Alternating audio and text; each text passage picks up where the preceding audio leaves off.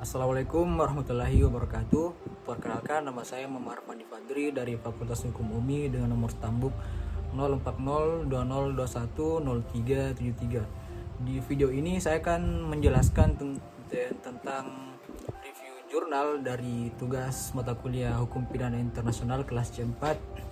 Baiklah, langsung saja saya mulai. Yang pertama yaitu jurnal ini berjudul tentang kejahatan-kejahatan internasional atau tindak pidana internasional dan peranan International Criminal Court atau yang disingkat dengan ICC dalam penegakan hukum pidana internasional. Kemudian penulis dari jurnal tersebut adalah Indasari SH MSI.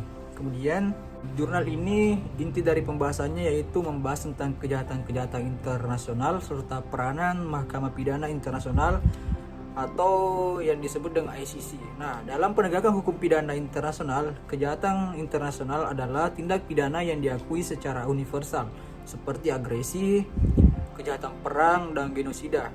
Nah, di mana yang memerlukan penanganan global karena dampaknya terhadap perdamaian dunia. Kemudian, di jurnal ini juga menjelaskan tentang pembentukan ICC. ICC dibentuk berdasarkan Statuta Roma tahun 1998 sebagai badan peradilan permanen yang bertugas mengadili individu-individu yang melakukan kejahatan internasional.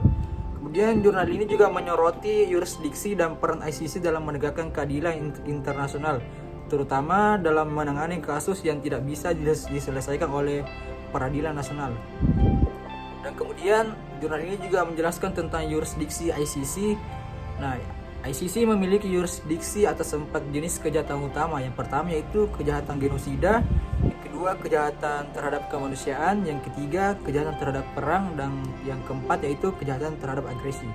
Nah, di sini ICC berperan ketika pengadilan nasional tidak mampu atau tidak mau mengadili kasus-kasus yang terkait yang sering terjadi dalam konteks negara yang mengalami konflik atau kekacauan politik.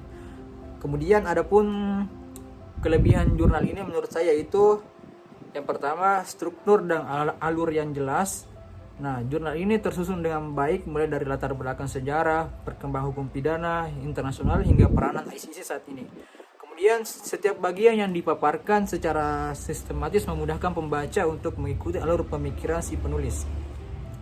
Kemudian, jurnal ini juga memiliki analisis yang mendalam. Penulis memberikan analisis mendalam terkait konsep-konsep hukum pidana internasional, termasuk definisi dan unsur-unsur dari kejahatan internasional.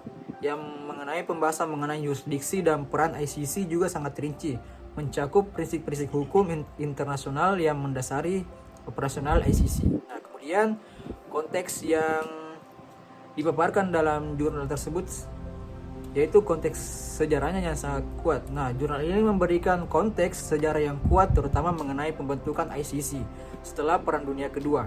Nah, serta hubungan antara kejahatan internasional dan perkembangan hukum internasional di bawah naungan PBB.